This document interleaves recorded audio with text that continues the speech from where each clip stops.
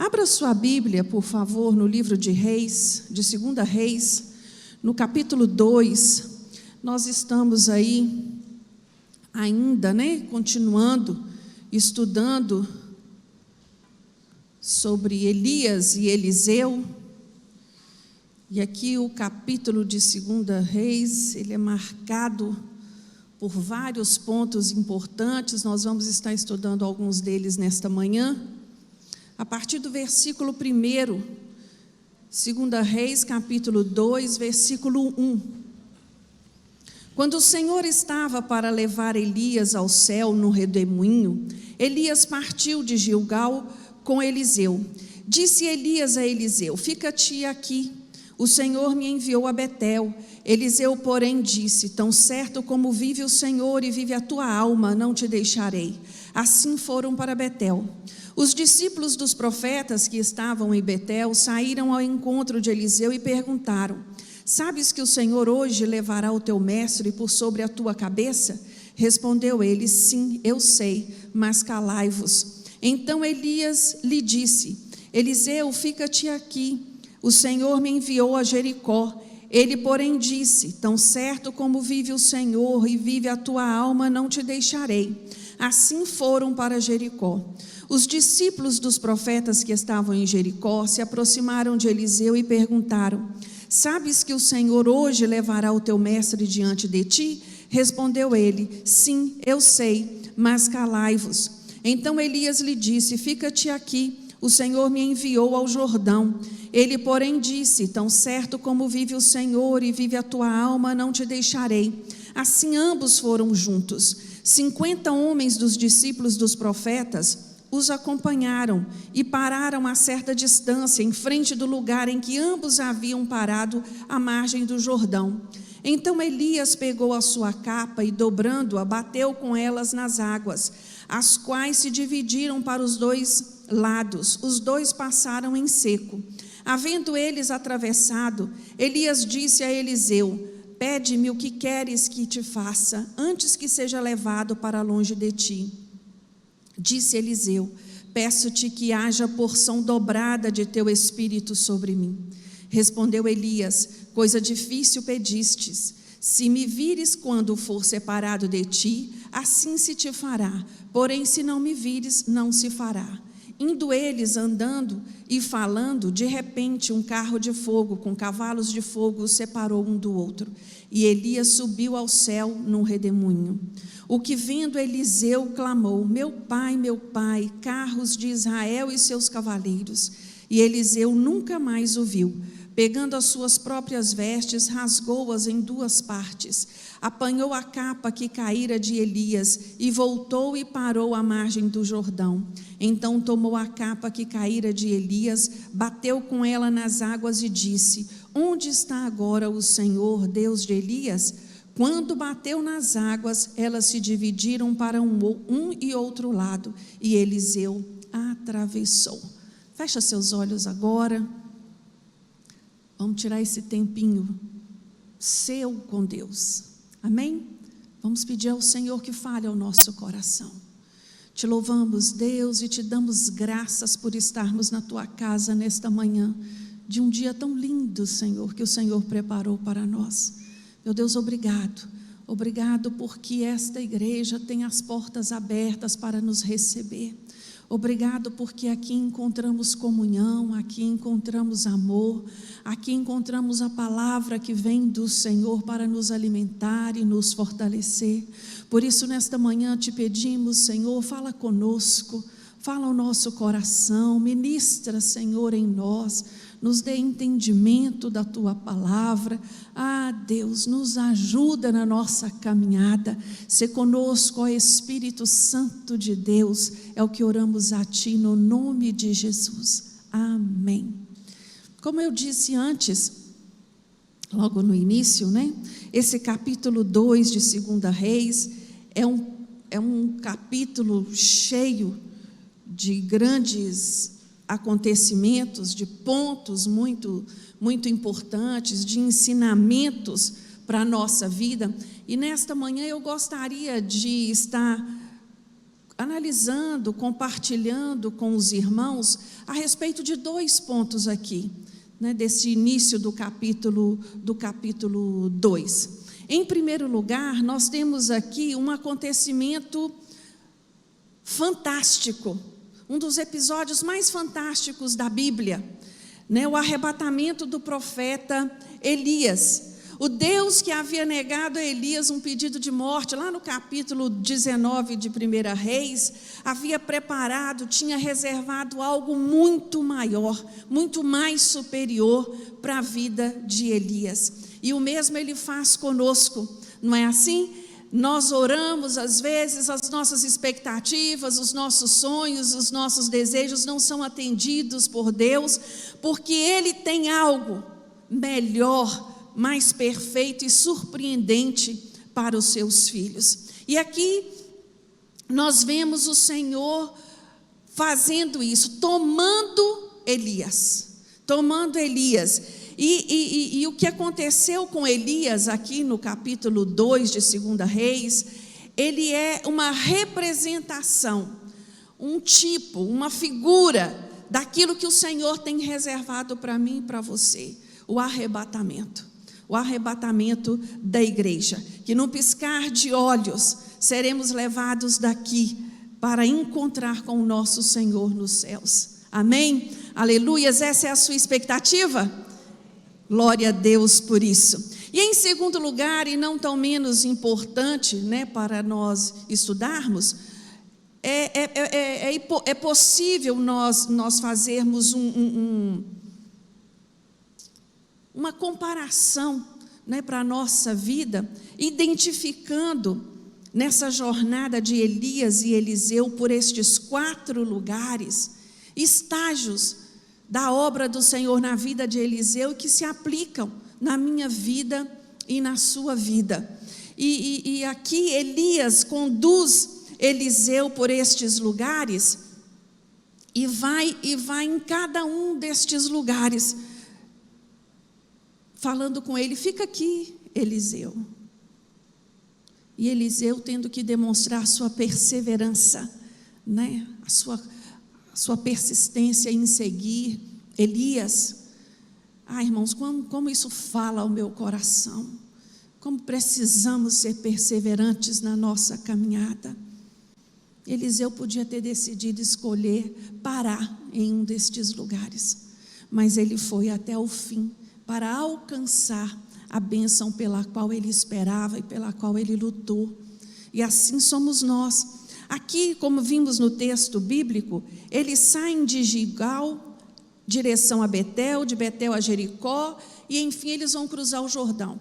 No mapa dá para a gente perceber que estes lugares são próximos, não são distantes. Nós não temos aqui na Bíblia registrado quanto tempo durou, né, essa jornada, quantos dias ficaram em cada lugar. Sabemos que isso não foi feito de um dia para o outro, né, cada um desses lugares, até porque, apesar de não serem longe, mas essa caminhada era feita a pé, né? Eu fiz uma pequena pesquisa e a informação que eu tive na internet é de que de Gilgal a Betel pode ter mais ou menos 30 quilômetros de distância. De Betel ao Rio Jordão em linha reta seriam uns 40. De Jericó ao Jordão aproximadamente 15 quilômetros. Então, nós temos aí, podemos imaginar mais ou menos quanto tempo levou essa viagem. Mas o tempo de duração em cada lugar aqui é o de menos, né, durante essa jornada. O alvo da nossa lição hoje é despertar você, despertar a mim para o nosso grande encontro com Cristo Jesus no dia do arrebatamento da igreja. Que nós estejamos como Eliseu, com os nossos olhos abertos e atentos para perceber o que está acontecendo à nossa volta. Amém? A partir dos aspectos físicos e geográficos e históricos destes lugares, eu gostaria de estar junto com você extraindo algumas lições espirituais para a nossa vida, partindo de Gilgal. Gilgal é o lugar, se você for lá no livro de Êxodo, capítulo 5, é o primeiro acampamento de Josué, depois de cruzar o rio Jordão. Quando eles se encontram ali, reunidos, os reis da terra de Canaã estavam abatidos, porque sabiam que Deus tinha secado o rio para que eles atravessassem. E Deus dá uma orientação a Josué neste acampamento, que ele circuncidasse todos os homens, porque os homens que saíram do Egito, saíram circuncidados, mas os que nasceram durante esses 4 anos de peregrinação pelo deserto, não haviam sido circuncidados.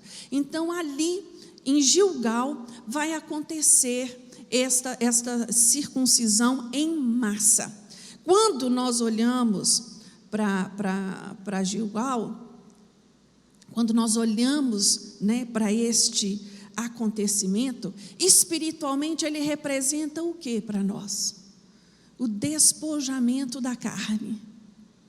Ali a circuncisão significava isso, tirar o opróbrio, tirar a vergonha da escravidão. Era um ato espiritualmente muito sério para o povo judeu. E Gilgal representa isso para mim e para você, quanto cristão. Despojar da carne, despojar do velho homem. E é tão interessante este momento, porque quando olhamos para a igreja, nos dias de hoje, há muitos que chegam neste momento da sua caminhada cristã e acham difícil demais continuar. É difícil demais abrir mão da carne. É difícil demais romper com os velhos hábitos, com as velhas práticas. E ele acaba parando ali. Ele acaba ficando ali. Mas Eliseu não. Eliseu, quando Elias diz a ele: fica aqui, Eliseu, que o Senhor me ordenou a ir para Betel. Eliseu diz a ele: de jeito nenhum, assim como vive o Senhor, eu não te deixarei. Essa tem que ser a nossa fala diária para Cristo Jesus. Senhor, eu não te deixarei.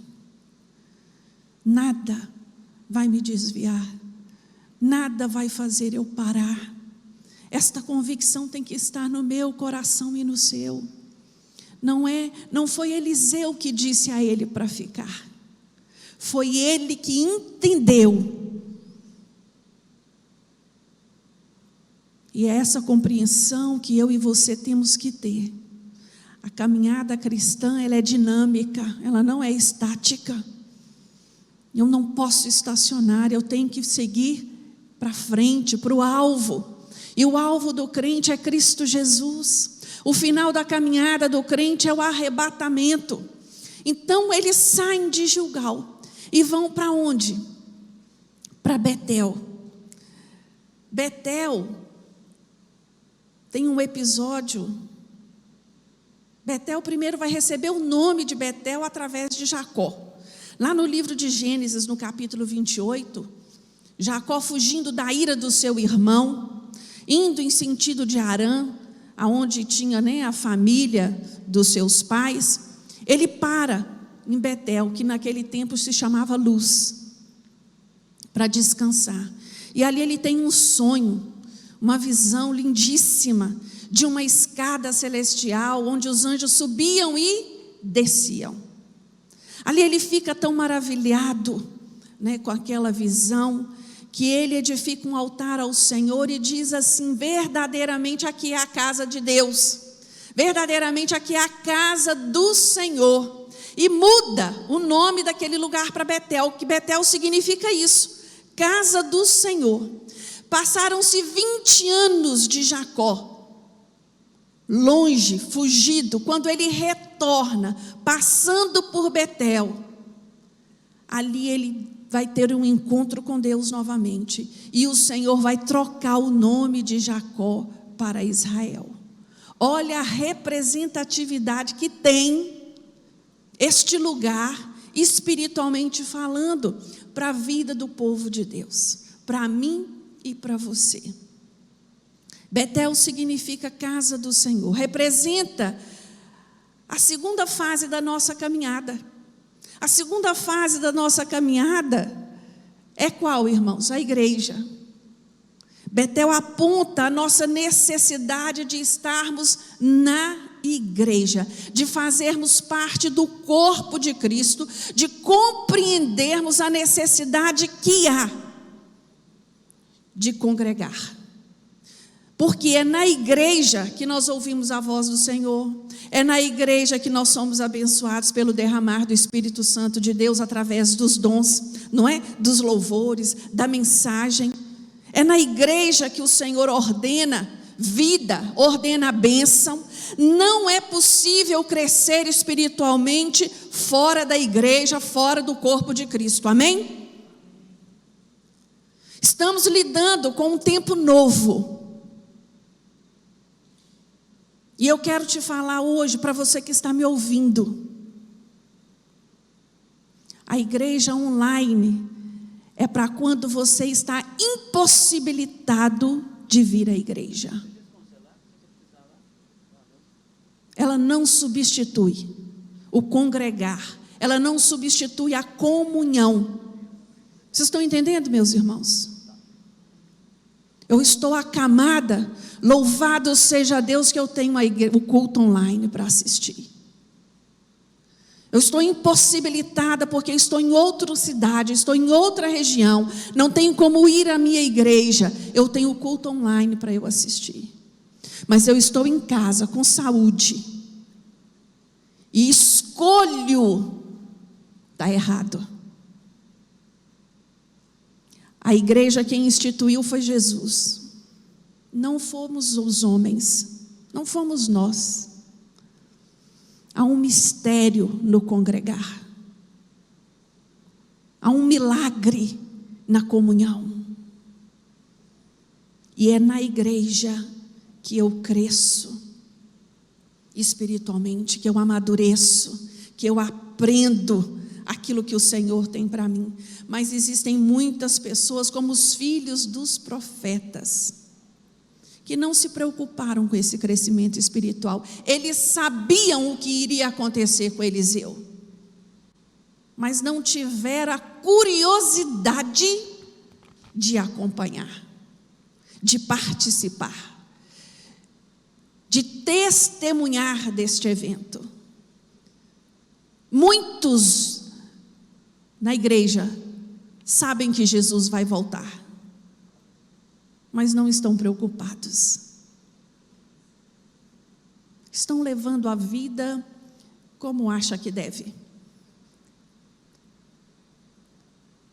Meu irmão, minha irmã, nós não podemos esquecer para qual motivo eu e você fomos chamados. Nós fomos chamados para frutificar. E só frutifica quem cresce. Você concorda comigo? Uma árvore, uma planta frutífera que não consegue crescer, ela não vai dar fruto nunca. Só frutifica quem cresce. E nós não podemos nos satisfazer com esta situação de estarmos infrutíferos. Este questionamento tem que ser feito por mim e por você. O que eu preciso fazer? O que eu posso fazer para dar frutos na obra do Senhor? Como tem sido o meu testemunho? Meu testemunho tem atraído as pessoas. Eliseu era atraído pelo testemunho de vida de Elias. Ele olhava para Elias e pensava, é assim que eu quero ser. Quando Eliseu pede a Elias porção dobrada da unção que estava sobre a vida de Elias, você acha que ele fez esse pedido por quê? Ele queria status? Ele tinha inveja? Não. Pelo contrário, ele entendia o valor do ministério de Elias na terra. E ele sabia que era necessário continuar aquela obra. Então, aqui em Betel, Elias diz a Eliseu novamente: fica aqui na casa do Senhor, Eliseu, porque Deus me mandou lá para Jericó. Se acomode, vá ao culto uma vez por semana, leia a Bíblia só quando você estiver na igreja, vá, fica assim. E Eliseu: não, eu quero mais. Que nessa manhã você possa dizer ao Senhor: Senhor, eu quero mais de Ti. Eu quero Te conhecer cada dia mais nesta minha caminhada. Na saída de Betel para Jericó, Jericó é uma cidade, foi a primeira cidade conquistada pelo povo de Israel, por Josué. As muralhas de Jericó ali se romperam. Jericó significa lugar de fragrância, aponta para o testemunho do servo diante do mundo. Jericó representa esta fase na vida do crente, a fase da instrumentalidade. É aqui nessa fase que Deus levanta, os obreiros, levanta aqueles que participam na obra. Aqui nesta fase é que Deus levanta aqueles que querem frutificar na casa do Senhor. É aqui, nesta fase, na fase de Jericó. É nesta fase aonde eu e você atraímos outras pessoas para estarmos conosco. Voltando ao culto online, essa semana nós estávamos compartilhando sobre isso, de pessoas que não conhecem Jesus, pessoas que viram o culto e têm vindo à igreja. Olha que coisa linda.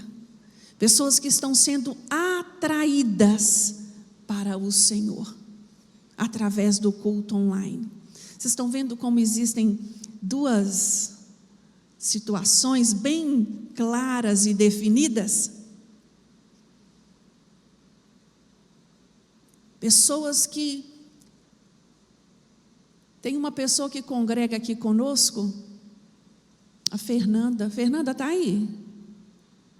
A Fernanda, ela não era evangélica, ela gosta muito da doutora Edmeia, viu uma palavra da doutora Edmeia aqui, ministrada aqui na nossa igreja. Quantos anos isso, irmãos?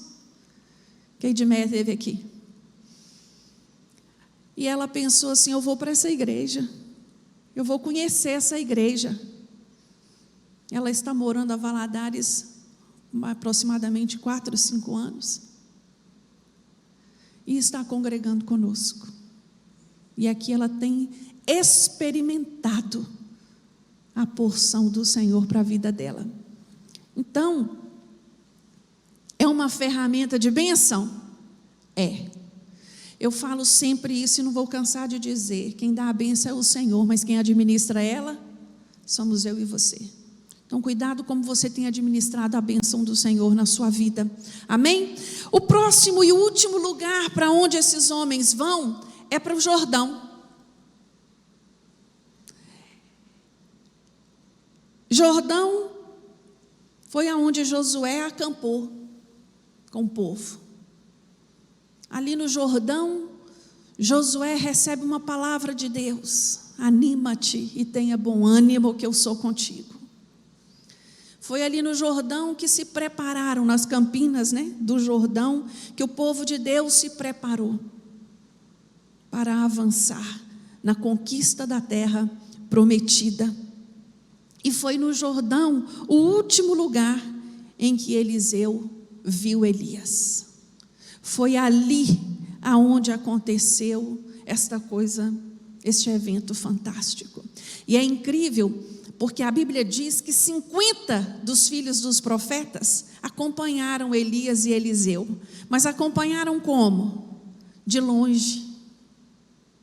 Com aquele olhar curioso, Só quero saber o que está acontecendo. mas não participou. Estavam de longe, observando, os acontecimentos. O Jordão representa o arrebatamento, o momento do arrebatamento, quando os céus se abrirão e o Senhor Jesus e a igreja fiel se encontrarão nos ares. É a fase final da nossa caminhada, daquele que perseverar, daquele que completar, a sua caminhada e prosseguir até o fim. Quando eu olho assim para os dias de hoje, vejo que tem muitos filhos de profetas que vão estar só observando de longe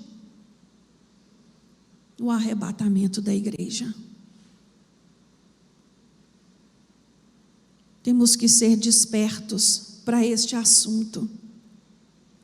A tomada de Elias, ela significa, ela simboliza isto para nós. Eu fico pensando, não sei se você pensa nestas coisas, mas como seria os noticiários do mundo se porventura o arrebatamento acontecesse hoje da igreja? Você já parou para pensar nisso? O que a ciência iria dizer a esse respeito? Houve uma desintegração em massa, um vírus, não é não? Um vírus absurdo tomou a população e desintegrou esses humanos. O que diriam os ufologistas? Que eles teriam sido raptados pelos extraterrestres. Explicação, meus irmãos, iriam aparecer inúmeras. E por incrível que pareça para nós, elas seriam aceitas. Mas aquele que conhece a palavra e que não subiu, ele vai saber responder. Eles foram e nós ficamos. Eles subiram e nós ficamos. A trasladação de Elias, ela deve ser uma mensagem atual para a igreja de hoje. O arrebatamento da igreja não é ficção, não é suposição. O arrebatamento da igreja é certo, é aquilo que o Senhor tem preparado para nós. Em João 14, de 1 a 3 está escrito assim: não se turbe o vosso coração, crede em Deus, crede também em mim. Na casa de meu pai há muitas moradas. Se não fosse assim, eu vos só teria dito: vou preparar-vos lugar, e se eu for e vos preparar lugar, virei outra vez e vos levarei para mim mesmo, para que onde eu estou estejais comigo. No versículo 18 do mesmo capítulo 14: não vos deixarei órfãos, virei para vós. Aleluias. Próprio Jesus consolando os seus. A volta de Jesus, ela é coisa certa. Quando olhamos para o arrebatamento de Elias, a trasladação de Elias, vemos este fato como um tipo. O que é um tipo na Bíblia? Um tipo, ele é uma representação no Antigo Testamento de algo que aponta para o Novo Testamento. O tipo pode ser pessoas, coisas ou um acontecimento. Este acontecimento especificamente, ele é o tipo, ele aponta, ele é a prefiguração do arrebatamento. Num piscar e num fechar de olhos. Num piscar e fechar de olhos. O arrebatamento foi o que o Senhor preparou para Elias naquele momento. E é o que o Senhor tem preparado para mim e para você. Essa é a nossa esperança. A abnegação de Elias se contextualiza com a fidelidade da igreja. A igreja, ela insiste em preservar-se virgem, imaculada, para o esposo que é Cristo Jesus. Elias fez muitos milagres, levando o povo, convencendo o povo a voltar a adorar a Deus, a se prostrar diante de Deus, a louvá-lo. O mesmo acontece hoje com a igreja. A igreja, ela tem vivenciado milagres sobrenaturais que têm atraído pessoas e levado as pessoas durante os séculos a adorar o Senhor. Olha que papel maravilhoso dado à igreja. No meio de tantas aflições que a igreja sofre, ela tem o conforto. Qual é o nosso conforto? Maranata, ora vem, Senhor Jesus. Essa é a nossa esperança. É onde os nossos olhos estão postos. E na volta de Jesus, nós, os salvos, seremos recompensados. Em 1 Tessalonicenses 4, 16, 17, nos diz assim: porque o mesmo Senhor descerá do céu com alarido e com a voz de arcanjo e com a trombeta de Deus. E os que morreram em Cristo ressuscitarão primeiro. Depois nós, os que ficarmos vivos, seremos arrebatados juntamente com Ele nas nuvens, a encontrar o Senhor nos ares, e assim estaremos sempre com o Senhor.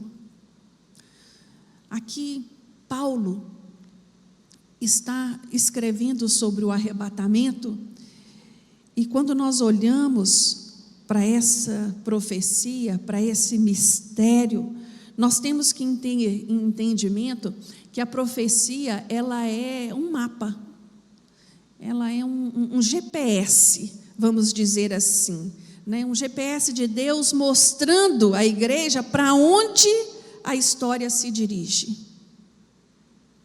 Quando olhamos os discípulos do Senhor perguntando a Ele sobre o que estava por vir, como eles saberiam dizer que Jesus, da volta de Jesus? Jesus vai falar com eles sobre alguns sinais, vai falar com eles sobre alguns eventos. E quando nós olhamos para aquela conversa, para aquele diálogo, nós entendemos que aqueles eventos não tinham nada de especial. Porque desde que o mundo é mundo, existe guerra e existe rumores de guerra. Você concorda comigo? Desde que o mundo é mundo, existe ocultismo, existe pessoas se levantando, dizendo-se ser Jesus, existem falsos profetas.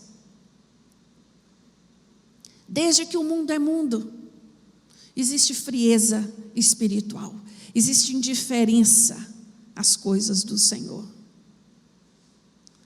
Mas o mesmo Paulo, ele vai falar que estas coisas, quando disserem, lá em 1 Tessalonicenses 5,3, quando disserem a paz e segurança, então lhes sobrevirá repentina destruição, como as dores de parto. Mateus 24, 8, Jesus vai dizer que quando estas coisas começarem, será o princípio das dores. Eu gosto desta comparação, porque o médico ali não me deixa mentir. Eu estou grávida, eu senti uma dor. É sinal de que o neném está nascendo? Não. Mas quando o negócio intensifica, quando o intervalo das contrações diminuem, e o negócio vai ficando estreito, e vai ficando apertado, eu sei que a criança está nascendo. Então, quando olhamos para estes eventos, aos quais Jesus disse ali, que parecem tão comuns, parecem tão normais, eu conversando sobre esse assunto na minha casa com meus irmãos, eu tenho um irmão que ele é muito inteligente, acima da média, e falando sobre a volta de Jesus, ele falou assim: eu detesto quando as pessoas ficam falando que o mundo vai acabar. Desde que o mundo é mundo, tem terremoto, tem tsunami, tem isso. A gente só fica sabendo mais hoje por causa da internet.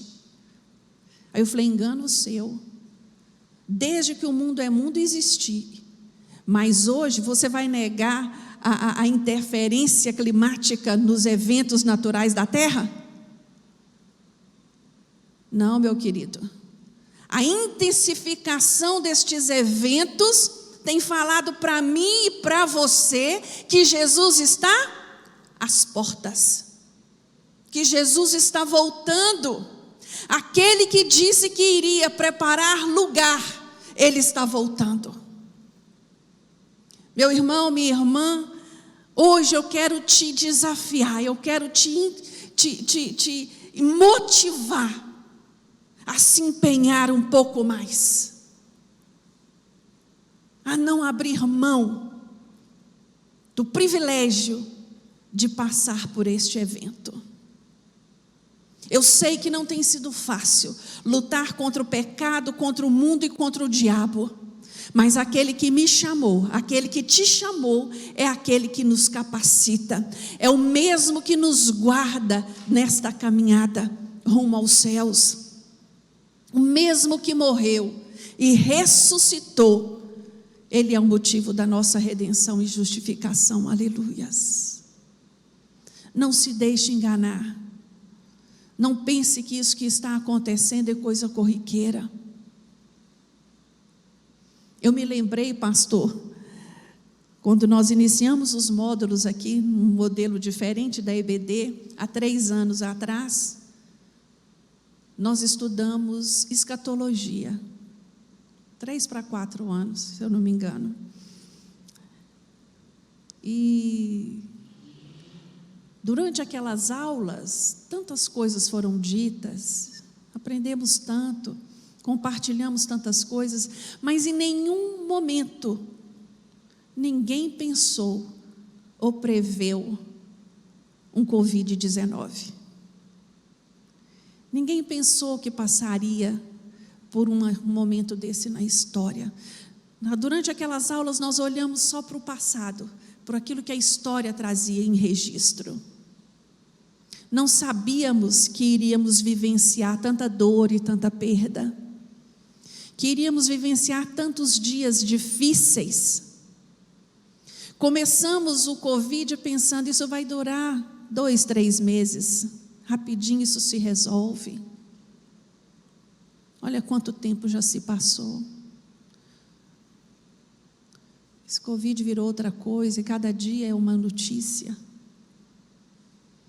Ah, meu irmão, enche o seu coração de gozo e de paz nessa manhã.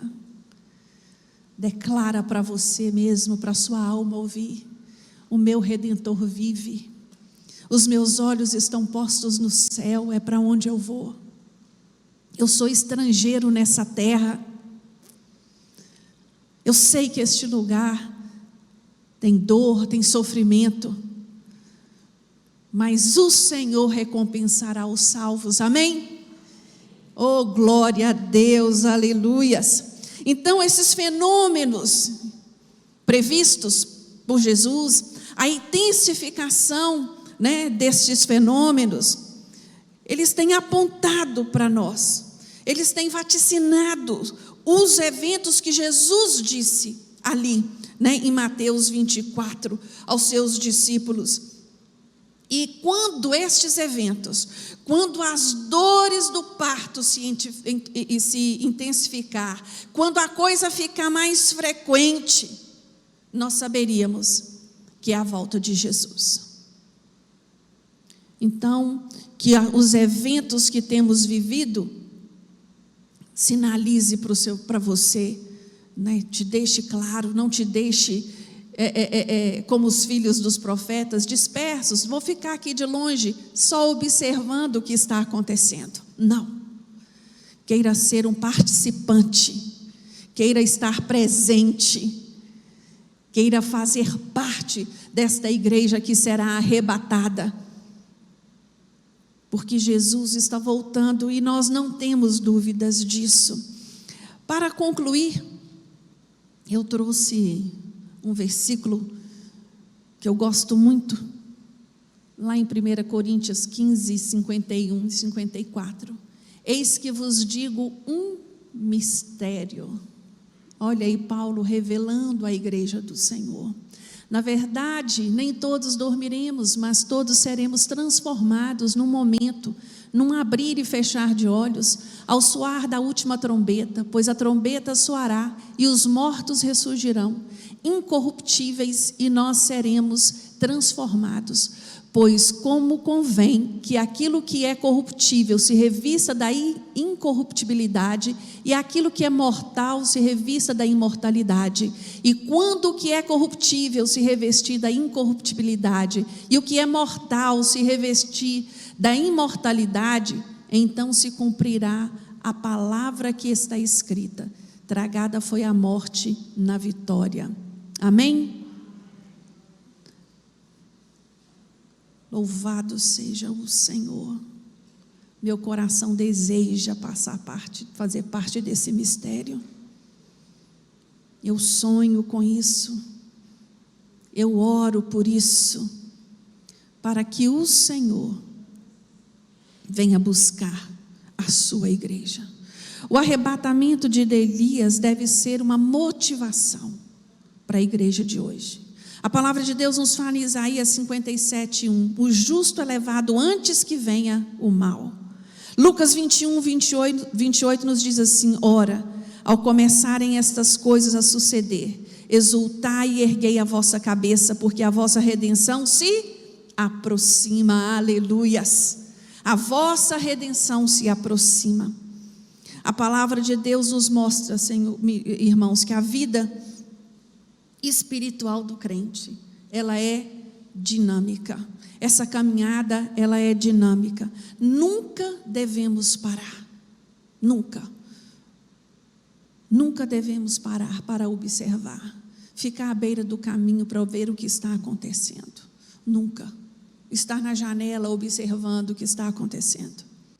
Somos chamados a caminhar e a prosseguir nesta caminhada. Eliseu só recebeu a bênção que ele tanto queria, porque os seus olhos estavam firmados naquele acontecimento. Ele viu, mesmo com toda a velocidade como aquilo ocorreu, ele viu, porque os seus olhos estavam postos. Isso diz a mim e a você, meu irmão, que nossos olhos devem estar postos o tempo todo em Cristo Jesus. Não nas circunstâncias, não nas pessoas, porque as pessoas erram, as pessoas falham. Não nas situações, principalmente nas emoções. Não, as emoções elas nos traem. Os olhos têm que estar postos em Jesus, para vivenciarmos este dia. Que os teus olhos, meu irmão, minha irmã, estejam firmados no Senhor. Amém? Eu te convido a ficar de pé. Não se deixe abater, não se deixe desanimar pelas más notícias.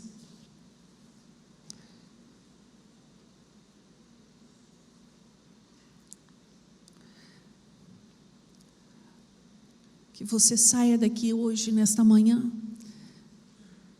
mais feliz, mais em paz, certo de que o Senhor vem te buscar. Que não haja dúvidas no seu coração, que as questões do dia a dia não te impeçam de se alegrar no Senhor, de adorar, de louvar. Se você possui uma boca para falar, meu irmão, adore a Ele, louve a Ele. Se você possui olhos que enxergam, olhe para Ele. Não perca de vista. Se você possui pernas para caminhar, venha à igreja. Faça parte do corpo de Cristo. Senhor, meu Deus, obrigado. Obrigado, Senhor, pela oportunidade de estarmos aqui. Meu Deus, como é maravilhoso, Senhor, te louvar, te bendizer, te adorar. ouvir a tua palavra. Meu Deus, é maravilhoso saber que antes mesmo de aqui chegar, o Senhor já estava nos aguardando. A tua palavra nos testifica assim. Por isso, Senhor, nesta manhã eu te peço, fortalece a caminhada dos meus irmãos, fortalece a mente, fortalece o coração, fortalece a alma, ajusta aquilo que precisa ser ajustado, direciona os passos no nome de Jesus nesta manhã. Que cada um daqueles que estão aqui ou aqueles que estão nos ouvindo endireite a sua caminhada. Jesus está voltando, aleluias. Esta é a certeza do nosso coração, essa é a nossa esperança, esta é a nossa alegria, é o motivo de estarmos aqui. Senhor, muito obrigado. Obrigado por tudo aquilo que o Senhor tem feito no meio da tua igreja.